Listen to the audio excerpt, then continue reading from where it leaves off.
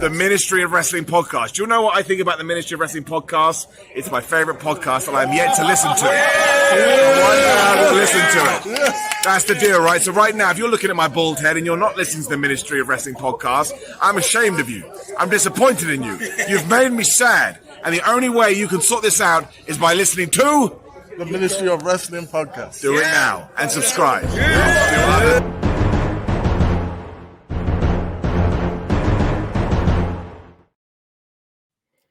All right, Big Tone in the zone.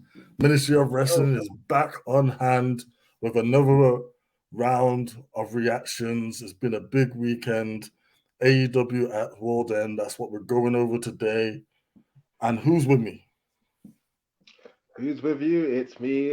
It's the ultimate finesse, reigning defending champ Simmzy, here to join Big Tone in the zone for some reactions. So let's get with it, my bro. Okay, man. So yeah, it was an excellent night pay-per-view, I think. I see a lot of mixed reviews about it online. You know, people borderline hated, I would say. What was your overall thoughts of the pay-per-view? World's End. I think it was a good event. Some matches did surprise me. However, overall, I think it was a good pay-per-view. Yeah, it was a good pay-per-view. I mean, I thoroughly enjoyed it. I watched it all the way through. And I feel like maybe some people didn't expect certain things to go certain ways as they did. But for me, it's all positive. I like having my expectations like swerved. Yeah. So let's go through each match by match. And we'll give just a little opinion of what happened. Did you see the pre-show, 0 Hour? Yes, I saw 0 Hour as well, yes. Yeah, now I actually didn't see 0 Hour. I didn't even realize it was on until the end. So I'm going to let you take these first few matches. All right, so Willow Nightingale versus Chris Statlander. Yes. Right, so it was an okay match. For me, I was thinking this is the type of match where clearly there's going to be some kind of turn, whether it's going to come from Willow, whether it's going to come from Chris. And funny enough, I expected Chris to win, like whether it was by nefarious means or so, because you got that guy who's getting involved as well. I can't forget Stu Hathaway, I think his name is. So like he's running with like Tony Khan and stuff in management. But he's been getting in between these two. My man from Ring of Honor, who was on Ring of Honor, Stony Hathaway or something. Yeah, something Hathaway. Yeah. You know the Diamond Mind former leader. Diamond Mind guy. Yeah, exactly him. Yeah. So he's been getting in Chris Statlander's head backstage and stuff, interfering with her promos and stuff. And obviously he's been trying to get into Willow's head as well, saying that Willow's been saying bad stuff about her. You know, the typical get in their heads to try and make them turn on each other. And Willow wanted a tag team match, and as she was saying she would like to tag with her at World's End, along came Hathaway and said, "Oh, you should face each other," which led to this match on the 0 Hour. And it was a good match. It was a very competitive match, give or take a couple of very concerning botches. I didn't know if Willow was overworked or a little bit tired or so, but there was a couple of close calls in that match where, it was a very, very bad botch. And it just kind of took away from the story a little bit. However, it did come to a conclusion, and there's obviously a continued story to be told here. I think it was an okay match. Both girls get a good showing. Yeah, they got a good showing. They got a fairly good reaction from the crowd, and yeah, it was a fairly good match. Matter of fact, even you know, everyone makes mistakes and stuff. Everyone slips up. When it's live TV, anything can happen, right? We've learned this from our years of watching wrestling.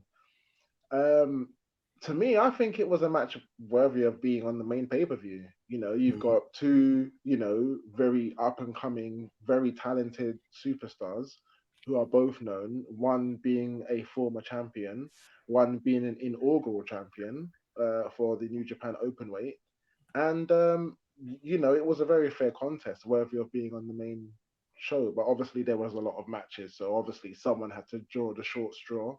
Mhm. But they held their match. I think they held their own very good. To be All fair, right, rating out of 5.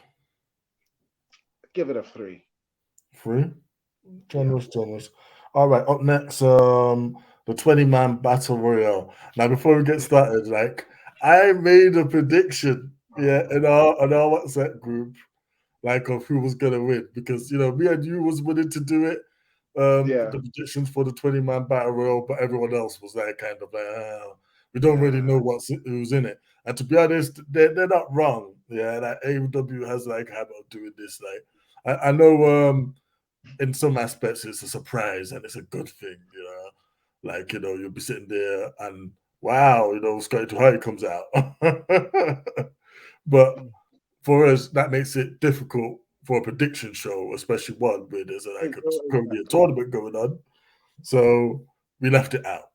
But I had said a certain man was gonna win, and it looks like that certain man did win.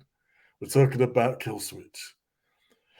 So, Simsy, how did that match like pan out? Because I just caught the tail end. Again, so you know, it it's one of those situations where like they left it till like the last. They didn't really even advertise anybody for this match. It didn't get any promos. It didn't get any sort of. They could have at least done some kind of qualifying sort of tournament sort of thing for that battle royal, because the winner gets a guaranteed TNT championship match. So, in order to make a title prestigious, they really should have afforded a little bit more time on the build up of this. There was nothing.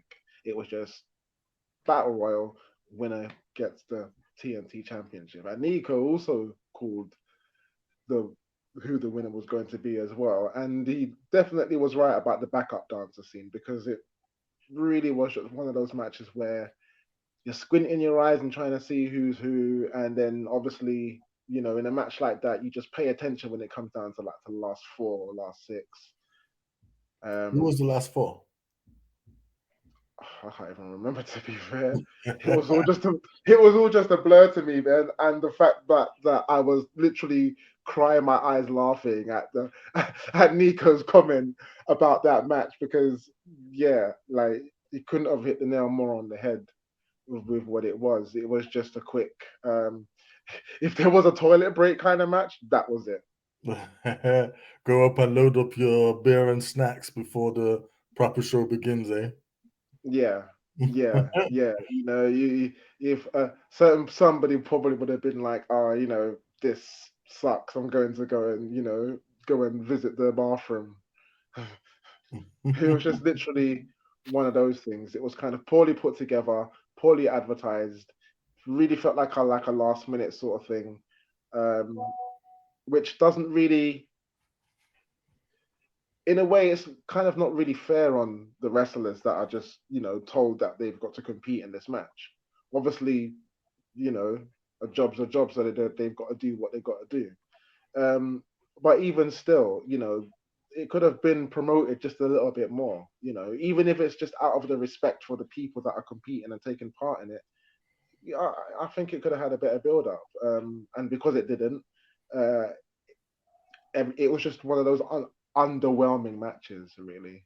So a little bit Okay. disappointed, and it was also predictable as well, as you've obviously proved. Rating out of 5. 1.5, 2. Damn. I'll be fair in respect of the wrestlers that took that Nah, man, it's whether you enjoyed it or not. If you think it's 1.5, that's what it is. But are you giving it a 2?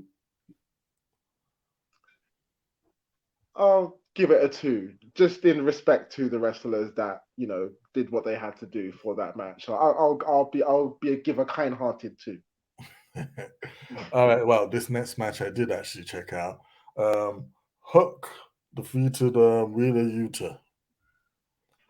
So, tell us about this match. How did this match go for you?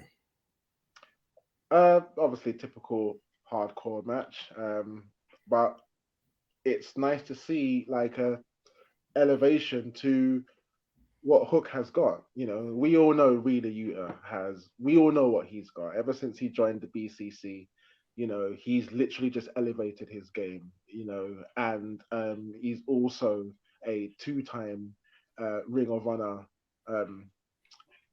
was it the Pure Champion? Sure. So, Yeah. We know what Wheeler Yuta is capable of. Hook, it's literally been, every one of his matches has been where who's obviously going to take the fall, who's going to win. It's only recently he's had a couple of real contests, to challenge his ability and resilience. And this match was one of those matches.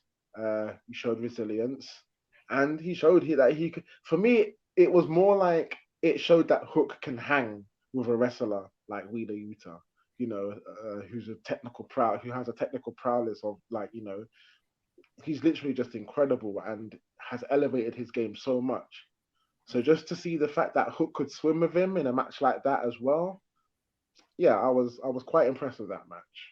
Yeah, I mean, I've got to agree. I think it was a great showcase of the younger side of the talent that AEW has. We could be looking at a couple of future world champions one day in both of these two. As far as the FTW championship goes, I'm still a little bit wary as to what its purpose is and where its place is in the company, because it's still, it's an unofficial title. It only really gets defended now and again, and it's basically it's the Hook belt, yeah. Which Yeah. fair enough, that's fine, but that's as long as we're actually heading somewhere with this, because what they've done with Hook lately, he sort of lost a bit of his steam that he had, yeah, when he first popped up on the scene. However, this was a good win for him. Yeah, it was clean, it was decisive. Neither man looked bad in that match. So yeah, I would say it was a good little opener. Yeah. It was definitely a good opener. And it got a positive reaction from the crowd as well. Definitely got the crowd's attention. Everybody likes that type of match. It shows in history over, various companies from ECW to WWE back in the Attitude Era to now in AEW. Everybody loves a match like that, and they absolutely delivered. I have to agree with you on the FTW title situation as well. What I think they're doing with that is kind of like what WWE were trying to do with the 24/7 title, where it's like the how can I put it? Like the tryout belt.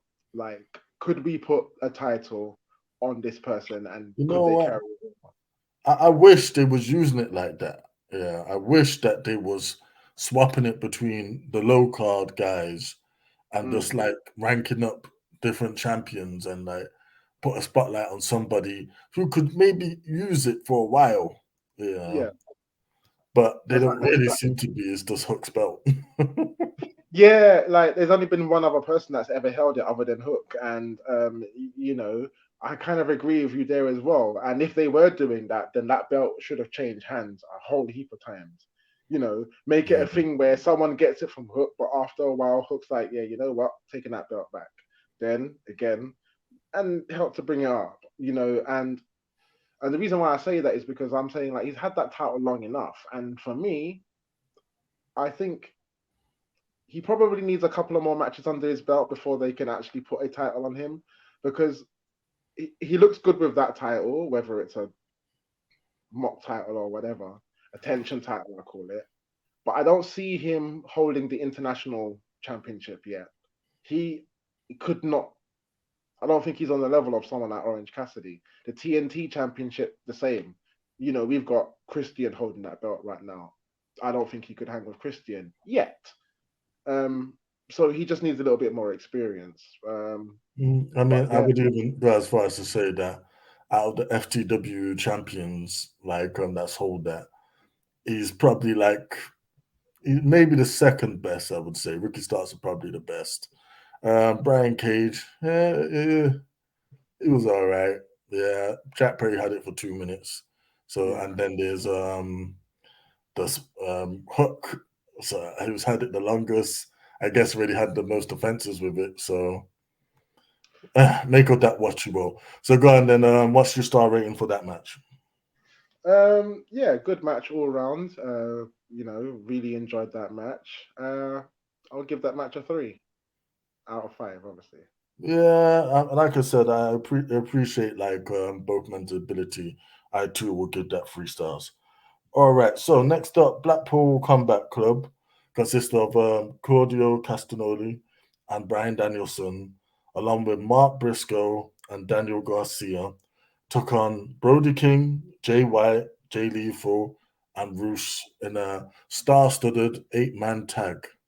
See what was funny about this match is only when I was watching the pay-per-view after we did our predictions that I realized, oh yeah, these are the guys that were in the tournament. it's not like AEW had advertised it like that. It just seemed like a random match. Yeah, with Yeah. random people teaming up. How was this for you? Exactly how you explained it. It was almost like the runner-up matches of that tournament, and in a way it was good because it was almost like they could take their frustrations out of not making it to the finals of that tournament, and like obviously maybe some reignited rivalries like the matches that were in the tournament. So it was fairly interesting. It was fairly interesting, and for me, I think the right person got the pin. Well, yeah, I mean, like if you look at what Nico did indeed say in his predictions, is that Daniel Garcia is a bit of a past jobber. Now, I see it kind of like that, but I think it's more of a thing where they're giving him the bit of the young boy treatment, yeah, where he's being built up, and then maybe one day he'll be the guy that never loses. But at the moment, he's just not there. However, this was a nice step up for him. This was a nice leg up, if you will. Him getting the pin in that star-studded match. We're talking about a match that had in Claudio, Jay Wyatt, and of course the American Dragon, the man who's leaving soon, Brian Danielson, an all-timer, a man that many people consider to be the best in the world. Yeah, so for him to get the win over all of them, that's a hell of a rub. That is one hell of a rub, and I think he's worked hard enough to deserve it, really and truly. He's got that technical prowess, and he definitely shows that he could hang. Um, and if that's the rub that he got to get the pin, then it clearly shows the respect that they have for him in the locker room. Mm-hmm. As for the match itself, again, beautiful high spots, Yeah, beautiful moments for everyone involved. I didn't come out of that feeling that anyone was worse off. Yeah, they're still making Jay White look like a star as he deserves to be. Obviously, Brian Danielson came out looking like Brian Danielson, yeah, which is great to see. So one thing I just hope is you made all this effort for building up Hook, do not sorry, Hook, building up Daniel, don't squander it. Yeah, let's do something with Garcia. Let's push him to a title. Yeah, yeah, let's make him actually join the Blackpool Combat Club like he was going to all them times ago. Yeah, you could do yeah, that and have Rita and him team up and go to the tag titles, man. But yeah. yeah, I would give that match probably a 3.5 star. What about you, Leon? I think you hit it right on the head there. It definitely had the potential of a 4 rating, because it definitely is delivered. But to be fair, 3.5 is an accurate rating. That's my rating as well. All right, brilliant, brilliant. Moving on. Next up, this was a great match for me. A match that on paper would have been, somewhat of a like dream match for people who like watched NXT, yeah, like religiously all the way back in the day. We're talking about Miro versus Andrade Alidolo. Hmm. Yeah, man. So, what was your take on this match? Yes, very interesting match. Like the build up, like the the intrigue to it. On one side, you have Miro, and on the other side you have Andrade El Idolo, along with CJ Perry, who happens to be Miro's wife. Hmm. So it had a very interesting angle on it on both sides, and it had me thinking as well, like, I was thinking, could Andrade win? Could Miro win? It was one of those matches where it could have been anybody's match. Um, and whichever way it went, I don't think anybody would have been disappointed as such. But then obviously there was a lot of revelations in that match also, uh, Hmm. which kind of made it interesting. It made it an interesting story that they were telling, and yeah, I was happy with it. To be fair. Yeah, I mean, like I said, that match was very good. There was a lot of skill, a lot of back and forth. And on my prediction show, this was one of the more harder ones to predict. However, what made it a bit more of a cinch, a bit more easier to determine, was all the backstage rumors that Andrade may be leaving AEW. Of course, Tony Khan addressed this in the press conference, saying that if that this was his last match. He's gone out on a great run, which I kind of agree with. Basically, he's had some great matches on Collision, and like if he stays, I'm sure that will continue.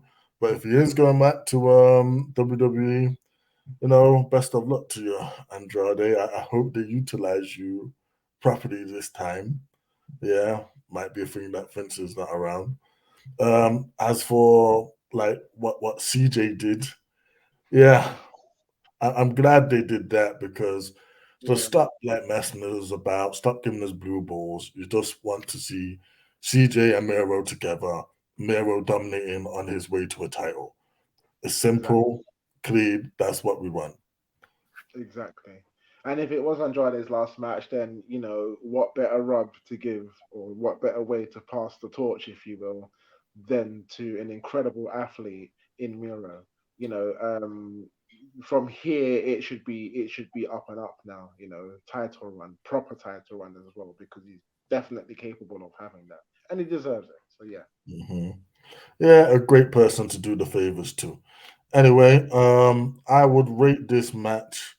Hmm, it's a really good wrestling match. So yeah, I'm gonna give this.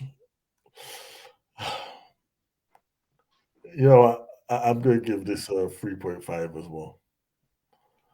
Yeah, I think that's a honest and fair rating. I was kind of stuck just like you on that one as well, because like, if you'd asked me first, I would have been stuck just like you. Like, I would like to give it a 4 for everything that it delivered in that match. Um, but 3.5 is also fair. That's my rating as well. Great, great, good stuff. All right, next up, we're going to become timeless as timeless Tony Storm takes on Rio for the Women's World Championship. Tell us about this match, now. Yes, interesting match. I had no doubt in my mind that she was going to retain. And as I've said before in my prediction show earlier, this is one of the best characters that uh, Tony Storm has ever delivered with. It's her best one yet for me. The timeless era. It's incredible, and it deserves every bit of attention that it's getting right now. Again, Rio is a brilliant competitor, first inaugural AEW Women's Champion. Um, but for me, I think it was only going to go one way because they're also in the middle of a story that they're trying to tell as well. And because of that, that made me believe that Rio ain't going to be the one that takes the title off of her.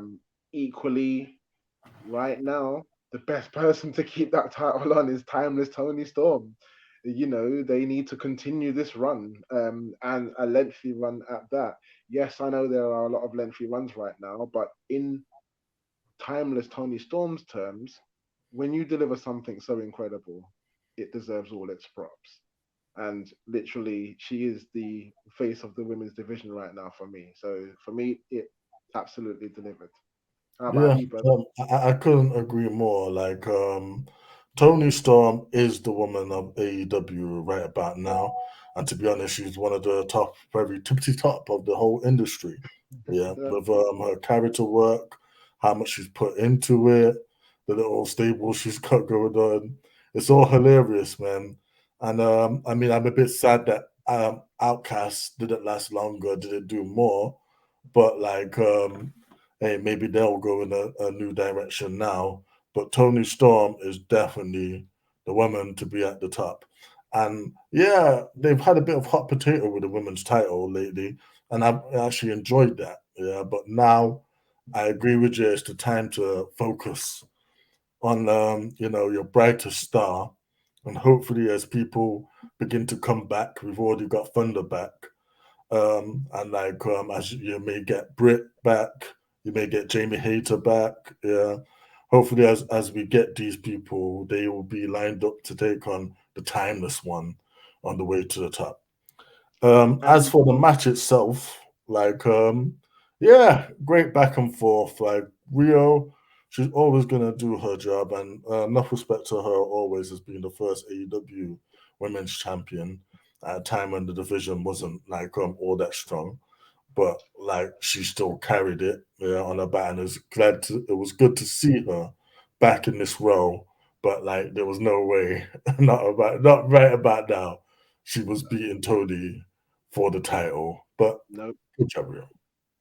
and I think there's see, the Jamie Hayter is a very good mention. There's some unfinished business there, I believe, with Tony Storm. Um, so that would be an interesting full circle should she come back and Tony Storm is still champion. hmm Rating out of 5. Good match. It delivered well and stuff like that. And for me, it was another great defense. 4 timeless Tony Storm. I give it a 3.5. Okay, I'm gonna go a little lower. I'm gonna give it a 3 because yeah, it was it's a good match and everything. I wouldn't say anything like sort of blew my mind with the wrestling, but Mm, like as far as title defenses go, this was a good one. So kudos to Tony, kudos to Riho. All right. definitely. So moving on, match number 7 was Swerve Strickland. Swerve, in my right. Hey, Swerve, in my right. Hey. Swerve taking on, of all people, Dustin Rhodes, as Keith Lee was not medically cleared to compete. So Mm. this match was scrambled together last minute. Leon, was Dustin Rhodes a good replacement for Keith Lee? I think they probably could have picked someone different, but then I guess they tried to. I mean, I was thinking, really? And I didn't know about this until I actually watched the pay per view, No one and knew obviously about it. It was probably a last minute thing. because of our prediction show, I was thinking, oh, this is one of those rivalries that has been long awaited, and finally it's going to happen. And last minute, he's not been medically cleared, and he's had to pull out. Um, you know, what happened to Hangman Page? That could have easily been a replacement. Someone like him, unless he's injured. I can't really remember if he's injured or not. But they still could have kind of had some kind of rematch sort of thing after that. I guess the reason why they chose Dustin Rhodes is because it's like he's a tag team with Keith Lee. So if anyone's going to take his place, it's going to be his supposed tag team partner. That's good. I actually didn't think of that. Yeah, I think it's one of those things like, yeah, you hurt my friend, so right, I'm gonna fight on his behalf and try and win the match, sort of thing. So in that sense, It made sense. it does make sense. And at the end of the day, you know what, Dustin Rhodes can still put on an incredible match. He's definitely still got it. Me. So in that sense, I'm like, yeah, that's good. But in terms of storyline, I think they could have found. I think he could have had someone else, like maybe a former rival or something like that, to kind of take place. But in the end, it was Dustin Rhodes. Still delivered, but because of how it went down, you kind of knew who was going to win the match ultimately, especially because it wasn't the person who he was supposed to face. So yeah, the match delivered the best as it could, but evidently you knew he was going to win. It was a no-brainer, really. Mhm. Now, no disrespect to Dustin Rhodes because he is indeed a legend, but like Swerve is one of the hottest people in the company right about now. Yeah, I feel if you can't get Keith Lee, this must have had to been a last minute decision. Yeah, because I would have feel just call up Japan or somewhere, New Japan Strong, and like just bring one of these Japanese wrestlers down there in a surprise dream match or something. Yeah, because this match, honestly, it just felt like filler. Yeah, and I feel that's a little Oh, bit sad, definitely. a little bit sad to Dustin Rhodes, the legend that he is. But ultimately, it is what it is. Swerve came down. He got to do the dance. Yeah, but the match wasn't setting the Yeah. world on fire or anything like that. No, It no, no, was no. just, Wasn't. I dare I say, like this might have been a time to get some food and snacks if he was Yeah, so inclined to. So that being said, I'm gonna give this a 2-star rating.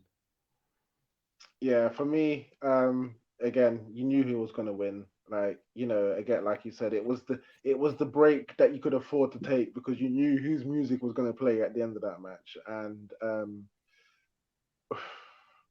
you know what, I was ready to give that a 1.5. But you know what, I'm not gonna. Yeah, I'll give it a 2 rating as well. No disrespect, we love both men. Like it's just, I guess it's one of those things where, like you guys were had to scramble at the last minute and you put together what you could.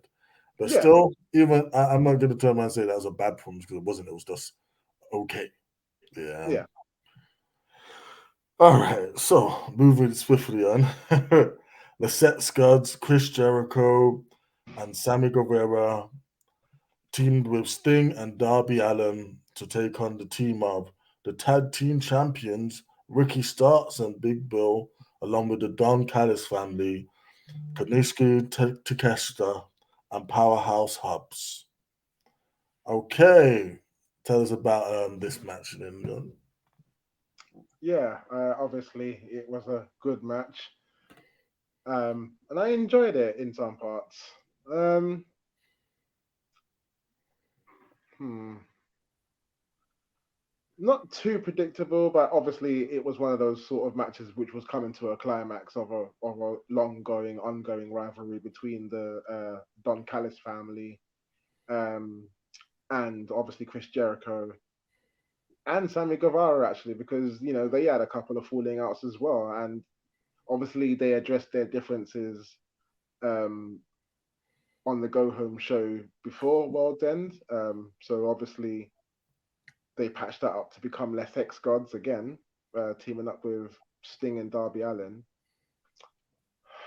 Me, I think personally, the match was okay for me. I would have rather the tag team titles be on the line, if I'm being really honest. And it didn't.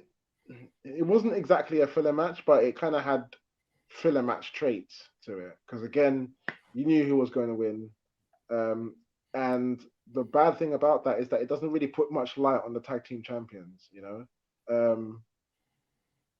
because you could still do a tag team title match and have them be disqualified or whatever to still Mhm. retain them if you don't want them to lose the titles. But you know, put them on the line, help it to become prestigious.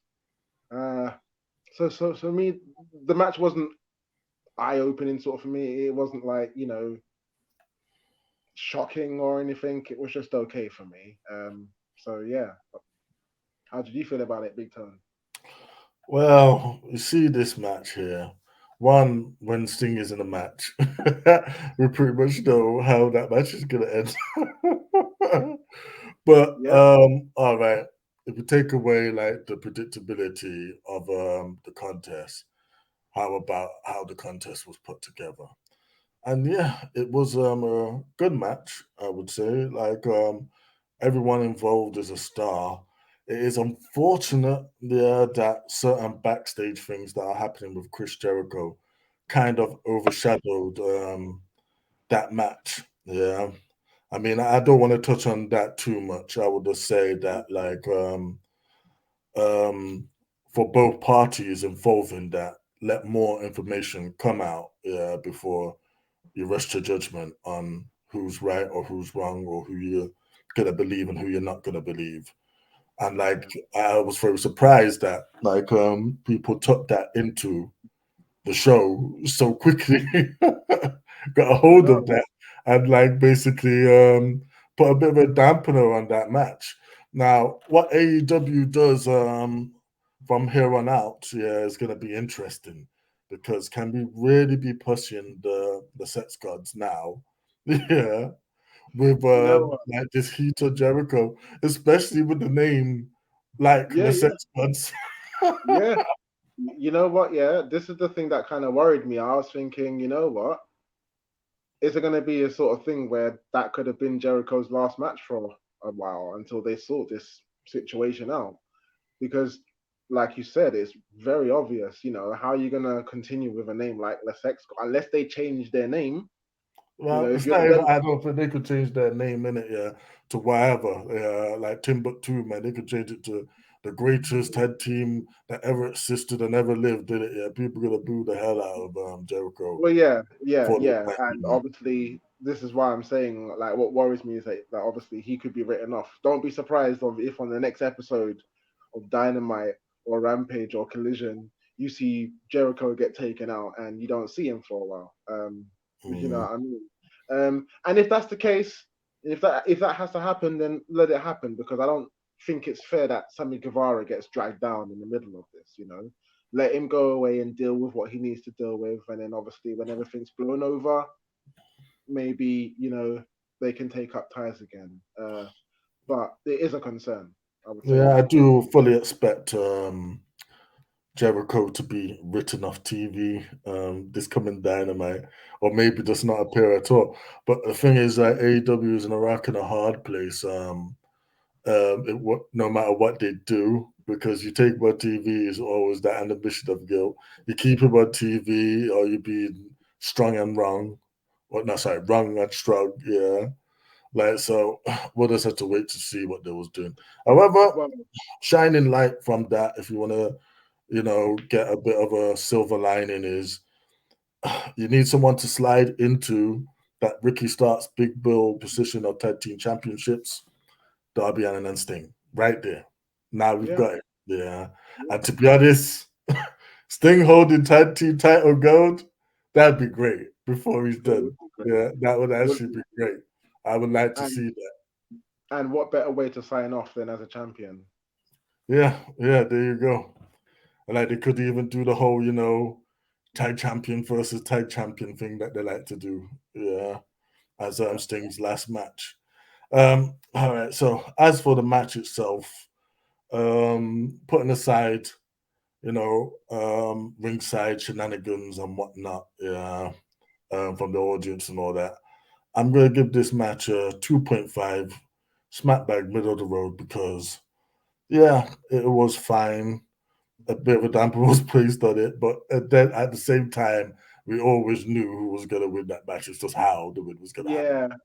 I would probably give it the same rating. And again, not because of what the crowd were chanting or anything else like that. But again, it was another predictable match. Another match you knew who was going to win. And because of that, there's no element of surprise. So I think it's fair to give it the same rating. Indeed, indeed, indeed. Yeah. Just want to also make it known that MOW in it as a whole, we support anyone who's experienced, um, possible SA, yeah, and we just want to send wishes out there to anyone who's undergone that, yeah, and I hope you're doing well, and I hope you get through it, yeah, Most definitely. indeed. All right, And so moving on to match 9, Julia Hart defends her TBS championship against Ababanonon. I'll be done.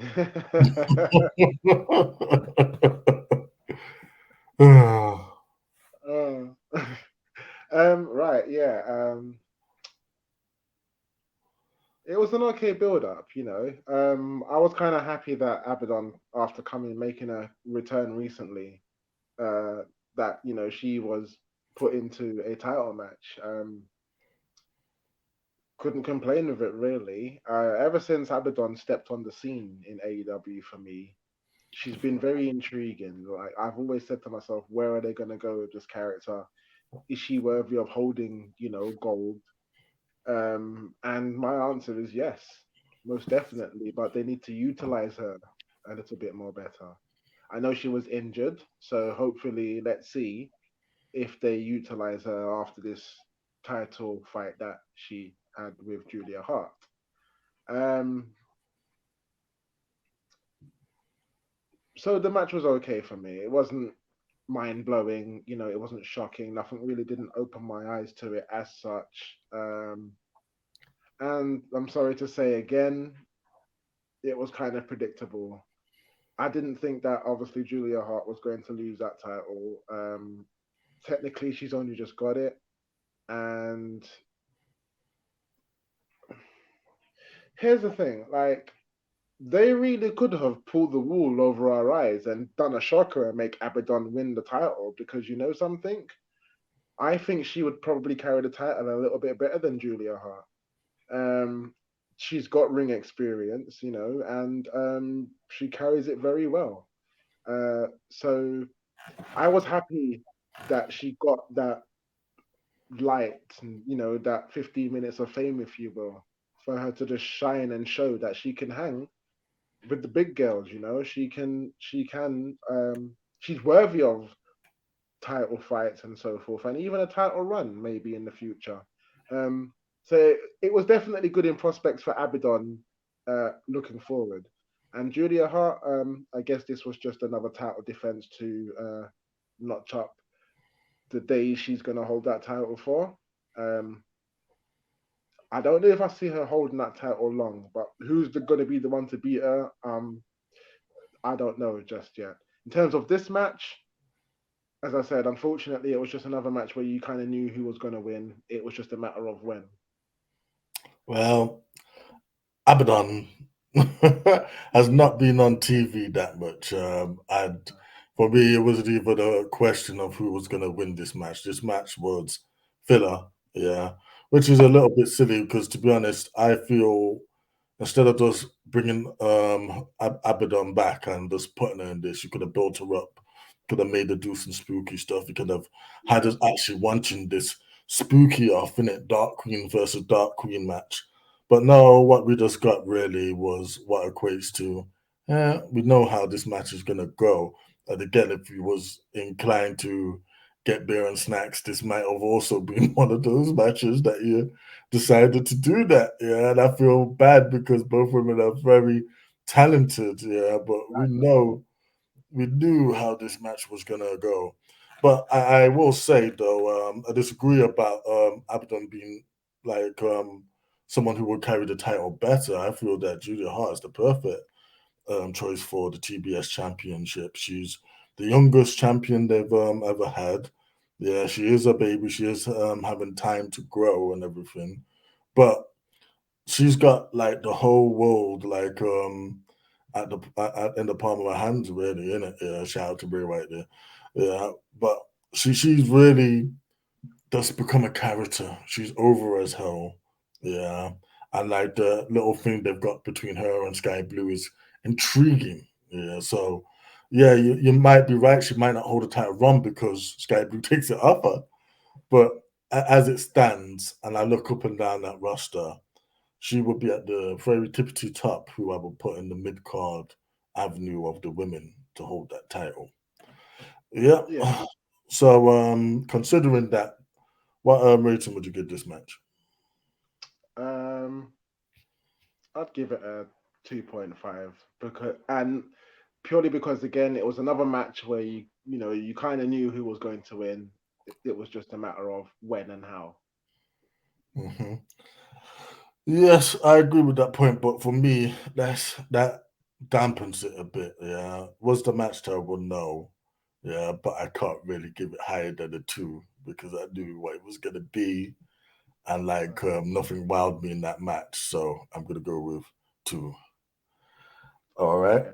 So moving on, like for me, this was the hardest match to predict of the night. Yeah, it was so hard that I got it wrong, but somehow got it right at the same time. We're talking about Adam Copeland taking on Christian Cage for the TNT Championship, which last minute was made no disqualification. How was this match for you, then? Yeah, very shocking, but very interesting at the same time. This is one of those matches where I was like, I just couldn't take my eyes off the screen. It was very interesting, very entertaining. Um, I don't think the match could have delivered any better. To be fair, for me, it was it could have been up there for match of the pay-per-view. Really, it's a contender, I would say, for that because it delivered in ways that I didn't expect it to, and definitely they didn't see the end coming like that.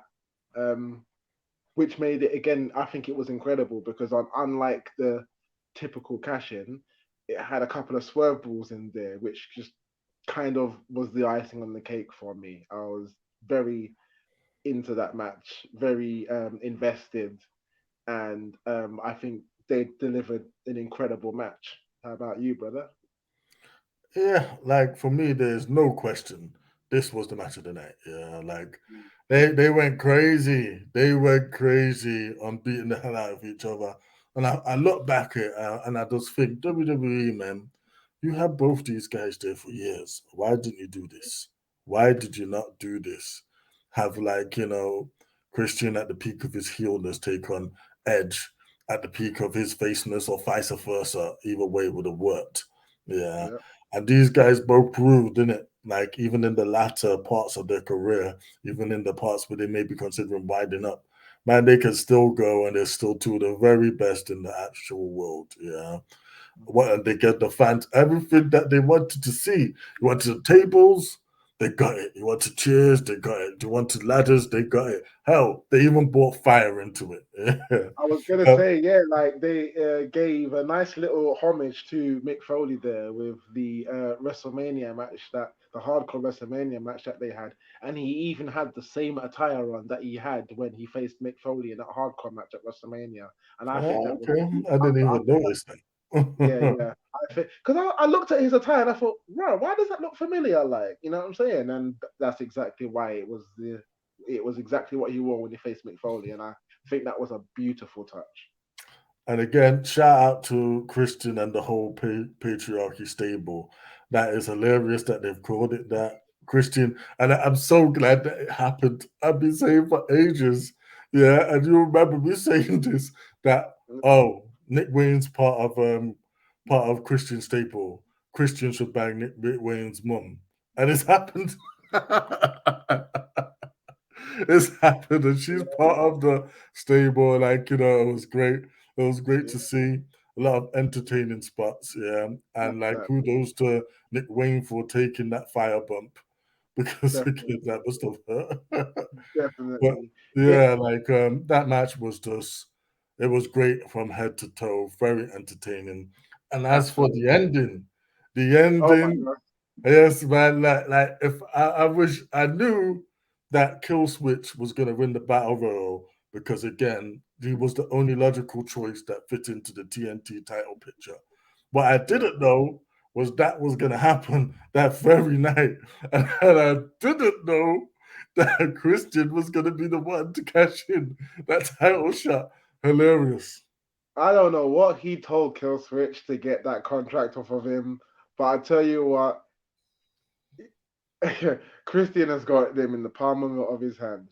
Like he is literally like the pallbearer to this Killswitch guy because wow, he gave him the contract. I was sitting there screaming, like saying, "Look, don't give it to him," or Kill Switch, don't give it to him. You just won a battle royal for that, like, you know what I'm saying? And I also thought if there's gonna be a double turn, it would be here. Christian wants the contract, but Killswitch is like, well, no, I fought hard for this, like, and again, you're gonna take something away from me, sort of thing. And I thought I was gonna see a turn there, but he gives it to him.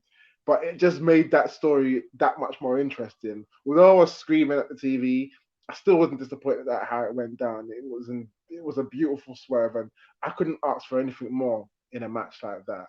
Absolutely delivered. Yes, yes. And we should point out and say congratulations, even if it was for like a brief 30 seconds, to Adam Copeland, the Rated R Yeah, superstar, for becoming a TNT championship. But yeah, like, it's funny because he's the shortest one ever. Well, I did say in my predictions that Adam didn't need the belt. I guess he must have thought so too. But yeah, it's back around the waist of Christian Cage in a hilarious fashion.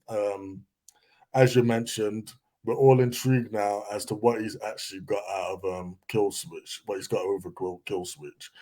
I guess this basically is the new Wardlow and MJF thing, but now it's Kill Switch and Christian Cage, where Christian yeah, Cage will eventually turn on. yeah. Kill Switch will eventually turn on Christian Cage, yeah, and get his title, and that'll be the end of the story. So yeah, I thought Christian was walking out with the title, and he did, but not Oh yeah. after, not before costing me a point, which I'm very upset about. So I yeah, mean, what's your rating out of 5 for this one? well, for me, it was one of the matches of the night. It delivered in every single way. Not only did you get an absolutely brilliant contested match, but you got a couple of swerves in it in the end, and the kind of cash in that you've never seen before. That kind of swerve, I don't think I've ever seen it ever been done. So historic at the same time. And on that note, I'm gonna give it a 5. Good stuff. Good stuff. How about you, Um, Maru? damn,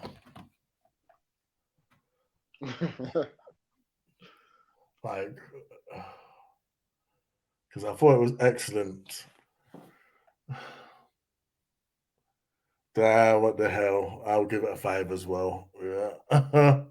It was great. It made me smile. The ending had me like in stitches. Yeah. But again, I was just thinking, that damn dastardly Christian Cage. But that was great.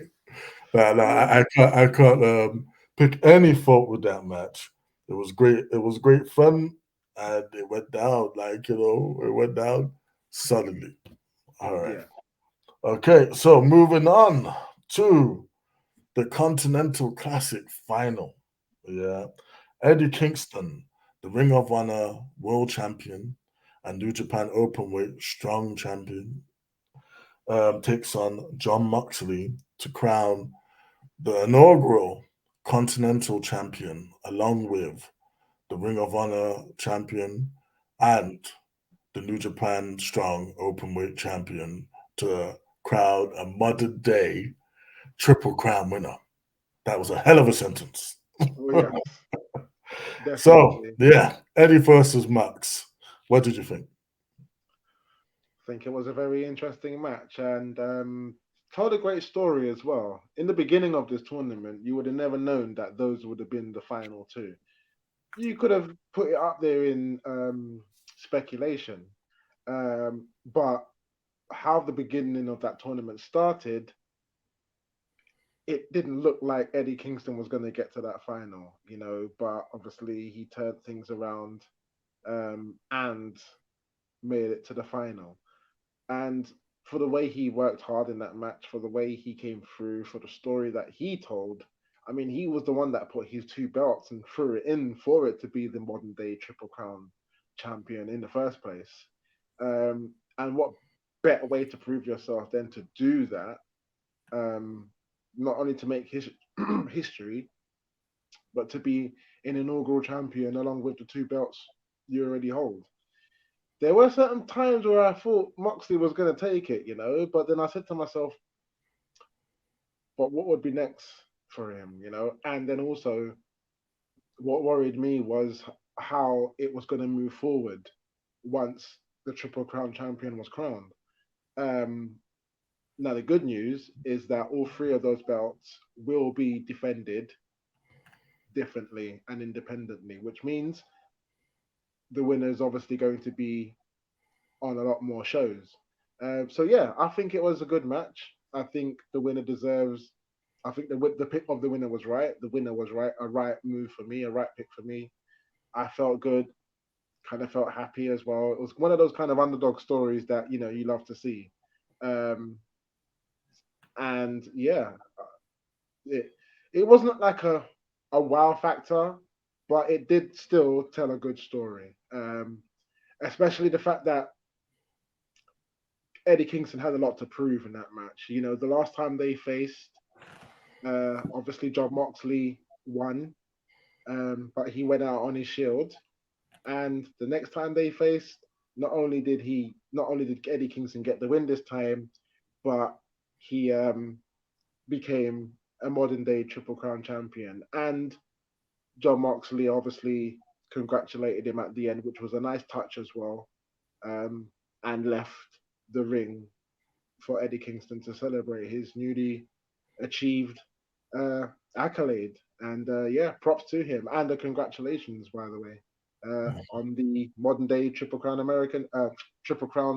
champion. Sorry. All right. I mean, yeah, congratulations, Eddie. You do deserve it. The crowd was rightfully chanting at the end. What do I think now about this being Kingston's story, the Continental Classic?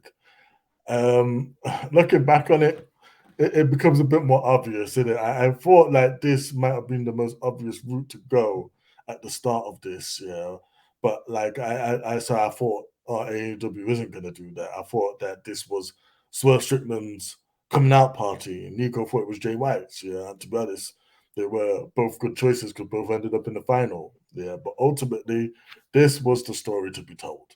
This was a story that had the history, and this is the story where the matchup was deeply personal between two best friends, two best enemies. Like Yeah. one man ran to the ring to shield man from an explosion that never went off.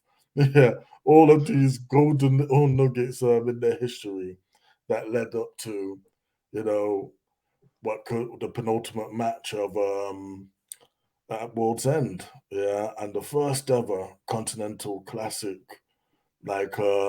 championship final, and like the first modern day Triple Crown champion we've seen in a long time, I guess. Yeah, and the first ever Continental champion. It's a nice belt, by the way. It I is. do worry about AEW at its belts. Like it wouldn't be a problem if they were splitting up the Ring of Honor belts for Beat on TV. Yeah, but is what it is. Another belt is in the wild. Is it the right time for Eddie Kingston? I think, like I said in my predictions, that I feel Eddie could have got this push like last year when he was a bit more hotter. But hey, there's like better late than never. Yeah, and he's gonna do the business. I just hope whoever he loses his titles to, it's like a good exchange. Yeah, I hope he holds this Triple Crown for a while. I hope he has some great opponents down the line. And yeah, man, like show up on all three products. Do your thing, Eddie, man. Do your thing. As for the match, quick back and forth. Yeah. Like again, nothing too spectacular, but you're not really gonna get that with Eddie Kingston, to be honest, in terms of ability.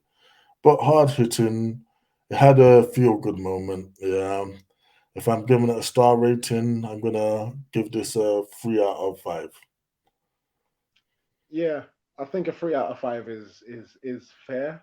Um, they're gonna have another tournament next year, Mm. by the way. So my only question is, how is that gonna go down? Do they have to relinquish the belt from who the holder is, or does he defend the belt in that tournament? Um, Yeah, I mean, I suppose they could do it either way. Like the champion could take place in the could take part in the Continental Classic, and he's basically defending his title. yeah, Yeah, unlike in the final, he's crowned the champion, or he loses the title during the tournament. They could go that route, or they could go the route of making a final happen, and then the winner of the final fight the champion 1-on-1 at pay-per-view. Yeah. it sounds a little bit more sensible. To be fair, that makes a lot more sense. Otherwise, it'll be a situation where he will defend his belt in that type of round robin and then final situation where either like this tournament where he put his two belts in to make it the triple crown can lose, so we've definitely got a guaranteed new champion, or successfully defend it. Indeed, indeed. So yeah, and on rating, I think would you give it a 3? Did you say? Yeah, I give it 3 stars. Yeah, I think although it was a brilliant story that they told, and it was a great match, I think 3 is fair also. Yeah. All right, brilliant. Okay, so main event time. Samoa Joe taking on MJF for the AEW World Championship. Damn, what a match. What a surprise. What a result. What's your My God, thoughts? didn't see it coming, man. I was like, what? And the thing is, yeah, is when you see the reveal, yeah, it was almost like he was telling you all along, but like you just couldn't get it. Like, you see what I'm saying? Very interesting. Very interesting. It was like a shocker Well, for I me. mean, like before that, before we even got to the devil reveal, man, that for me wasn't the shocker. Yeah, because I've always thought it stood a really good chance of the devil being Adam Cole. Yeah. To be honest, I narrowed it down to being MJF or Adam Cole, yeah, who was underneath that. Yeah. At a stretch, Britt Baker, which would actually have been amazing. But Oh but my God, could you but imagine? even before we got to that, man, this for me was the biggest AEW shocker, yeah, of But the the it's year. the company that he had with him. That's the shocker for me. So you had Wardlow, you had Roderick Strong. You had so No, I was but like, like oh the actual shocker, like I mean, the devil thing was shocking, but for me, yeah, the shocking thing was Samoa Joe becoming the yeah, new AEW World Champion. that was a shocker If for you me watch too. our prediction video, we said it with our chest, Samoa Yeah, Joe. All of us. We all yeah, said it. Yeah, sorry, we said MJF. MJF, Yeah, yeah, we said MJF with our chest. We all said yeah. Joe would be a great pick to take the I title. almost picked him. I almost did, and then I was like, but the winner. And I don't know what made me go and knew, but for me, if I'm being honest, I didn't think that Samoa Joe would be the one to take the title off of him, if I'm being honest. But I was almost literally saying that, but I didn't pick that, because, yeah, it just goes to show the incredible story that they can tell because, yeah, did not see that coming. No, I don't think anyone did. I like this match really did seem like it was, just another match on the way to the big devil reveal, yeah, for Mr. Maxwell Jacob Freeman, yeah, down the line, yeah. But Yeah. hey, they subverted our expectations. I couldn't be more happier. They also explained away the stupidity of having Joe relinquish his Ring of Honor TV title for no reason. It's paid Yeah. off now because he's world champion. All Yeah. right, I'll let you off AEW for that. I still think Keith Lee should have beaten for it. But anyway, like, no, in the same breath, you cannot do that because, damn, Joe is a destroyer. Yeah, this is the run. Yeah, that really should have been getting on the main roster back in Oh, WWE. definitely. Like back in the Definitely. day when he was like taking on Brock. This is the run that we wanted to see. Like an Exactly. absolute monster. He choked out the champion. There was no shenanigans. There was no like, oh, he almost made it. There was no foot on the rope or anything like that. In smack bang in the middle of the ring, like MJF went to sleep, man. That was it. It was done. Done. Yeah. And I'm happy for him as well because it's a long time coming. You know, it was long awaited and longly deserved. He Yeah. definitely deserves it, and it just goes to show that when a company takes him seriously, he absolutely delivers. I mean, Samoa Joe is one of my favorite All time wrestlers. favorites. You All know, time like favorites. I was tuning in to Ring of Honor just because he was on there when he was TV champion. You know, um, it probably could. They probably could have held that belt on him until he won that world title and then just relinquished it. Because not only would it have put a couple of more days in his record holding run, um, but yeah, I don't really see any effect that would have done. If he did still have the TV title, it probably would have been more predictable that he might not have won the world title, um, but he did, and it's. I just have nothing but huge congratulations for that guy because it's long awaited and, like I said, well deserved. Yeah, like it has. It is. It's interesting though. In the media scrum, they said, "Oh, is it a good 13 years in between world championships?" Yeah, and I was thinking, damn, dude, like is NXT like championship not classed as world? Guess not, Not because even though he's been at the time a record 3-time NXT championship, they don't really class that. But yeah, hey, either way, he's at the tippy top, yeah, of the industry once again. Yeah, he's your new AEW World Heavyweight Champion, and I like this decision as well because I don't expect him to hold the belt nearly as long as Max did, and I also think his matches will be more exciting because anyone who faces, I feel, actually stands a chance of removing the belt off of Joe. Yeah, it's not just gonna feel like filler. It's not just gonna feel like, oh well, we're gonna pick the champion because we know they're not getting ready to remove the belt off him yet. And like, I'm glad that's going away, and I'm like glad that AEW got us. Yeah, I tell you what, yeah, I'm going to love the promos that Samoa Joe's gonna drop as champion. Now, I'm telling you, I'm already looking forward to his first one. yes, yes, yes. Dynamite definitely going to be watching. But yeah, back to the whole reveal of the devil, the nefarious reveal of the devil, if you will. And it turned out to be no one other than MJS buddy, Adam Cole, Boom. baby, boom. And like with what can only be described as the undisputed kingdom.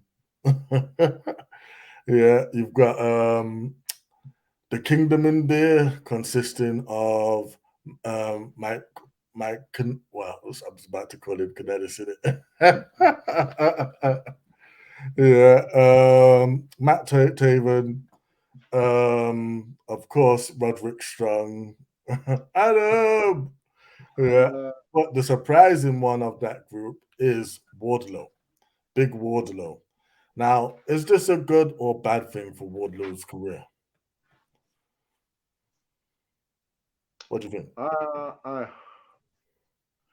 well, you know what? It's better than what they had for him previously. He's just coming out, beating up people, and then just walking back. You know, I don't know what it is with these companies where they do this thing and they do it for a long time. Okay, we get it. He's big. He can beat up people. Put him in more interesting matches.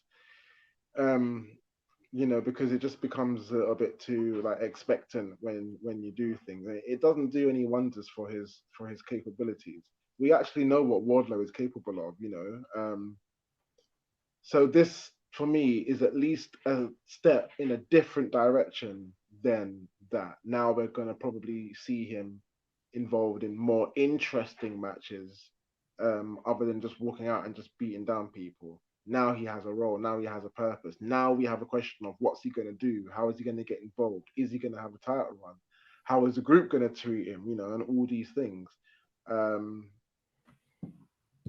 because it clearly shows that when Wardlow is accompanied with somebody, he puts on his best performance. So for me, I think it's a positive step in a different direction for Wardlow.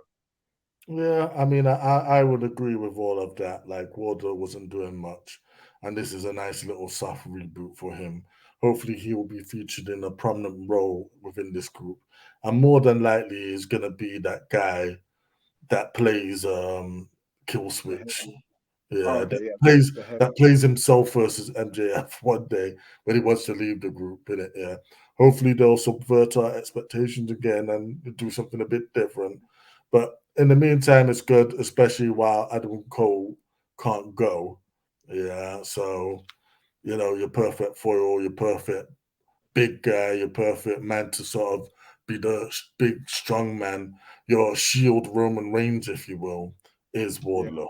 Yeah. I think he's gonna be the first person to break out of that group, though. Yeah, yeah. Well, I'm glad that they're in there. I'm glad that the Kingdom are being taken seriously. Yeah, because again, they're a great team, and I'm glad to see them like holding the gold. I'm glad to see them featured in a prominent position. Yeah, within the card. And can't wait to see what's next. Now the rumors are MJF is taking time off. Yeah, whether that's because the bidding war of 2024 ain't go AEW's way, I doubt that.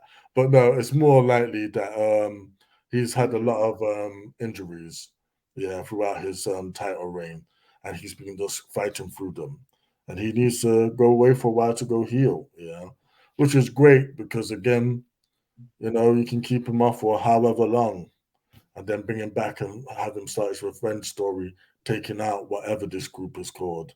Yeah, let's just call him Undisputed Kingdom for now. Yeah, he starts Yeah, taking them out. Yeah, and then of course, the big match, eventually is MJF versus Cole. And to be honest, they could even push this all the way out to All In 2024 as well, and in a rematch this time without the title, but Ultimate Grudge match, Cole versus MJF again. Hmm? and not to mention that that group could possibly expand with two other members, but that's yet to be seen. Well, I would hope that is the case. Yeah, I would hope that you do add those other two Bobby. members Yeah, officially make it the Undisputed Kingdom. yeah. There you go. There you go. Kyle O'Reilly and Bobby Fish. Yeah, man. Yeah, but either way, going back to the match itself, great back and forth again. Joe kicking ass as only Joe can.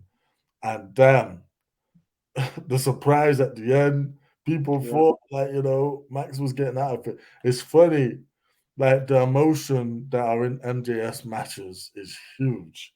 yeah, And kudos to you for that, man. Like definitely. if I'm gonna score that match, I've got to give that match a solid 4 out of 5. Yeah, it was great. The result was great and everything. Yeah, and the match itself was nice by the numbers and everything, but it's the ending that really made it.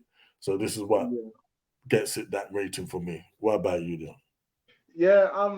Um, might score a little bit different, but not too far from you. Because for me, it delivered as well. Didn't expect the end to be how it was. If anything, I thought that that would have happened if MGA would have retained, and that would have been the better reason for the devil to come out.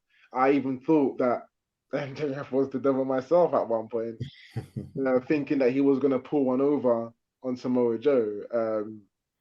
So the fact that again it was another swerve for me, it was another contender for match of the night. Really, um, it delivered really well. So I would say 4.5. I would say, Okay, that's fair. That's fair. That's fair. yeah. Okay, so right about now, yeah, I'm gonna like display where we are for in our little competition, who's winning. Yeah, let me just like bring up those results so I can like read it off. Green screen in the results later.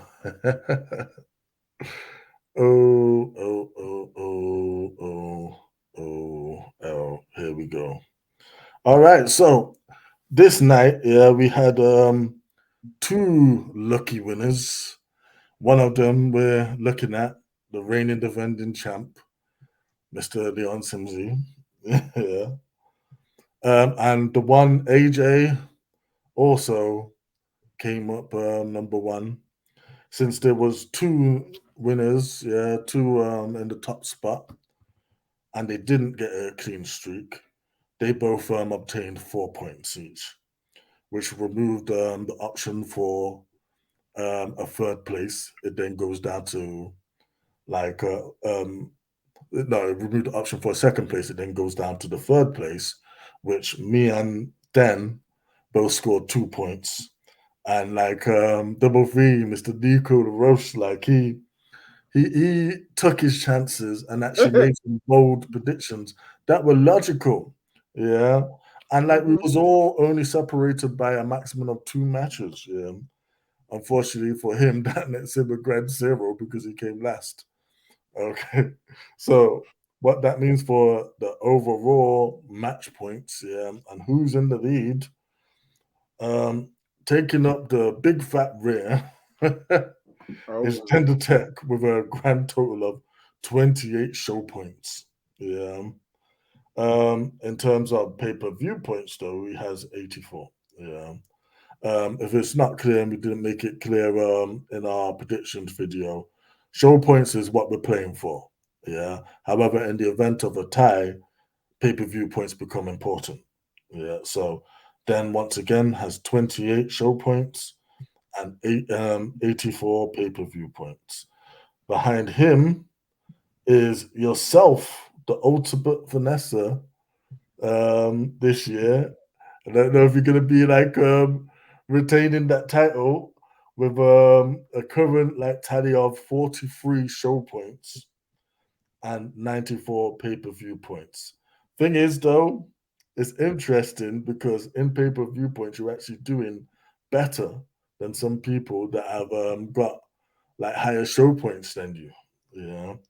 Like next up is Nico Double V, yeah, with 45 show points and 90 pay-per-view points.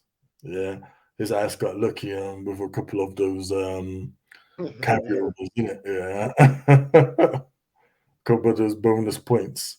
But yeah, like we're all very close here. Yeah. Next is the one AJ with 47 show points and 93 pay-per-view points. And as it stands so far, taking up the lead is Big Tone with 51 show points and 96 pay-per-view points. However, like people think they keep saying that the group, oh, I'm taking it. No, maybe I'm not. Yeah, there is literally a good 4 months until this competition ends. Yeah, and quite frankly, last year, this is how Simmzy come back and had a nice little 3 in a row in it, yeah, streak, and all of a sudden, 3 clean streaks. yeah. That's right. Well, anything can happen, yeah, and if it will happen, but hopefully I will be the winner this year. All right. So, like, thank you, everyone. Please remember to like and subscribe. Yeah, of course. We have a couple of other videos coming out. We're going to be reviewing Raw Day 1, and also we're going to be looking at NXT New Year's Evil. All right. So this is Big Tone out the zone. And it's me, the ultimate finesse, Simmzy, saying, All right. And remember to... What's the Ministry of Wrestling Podcast?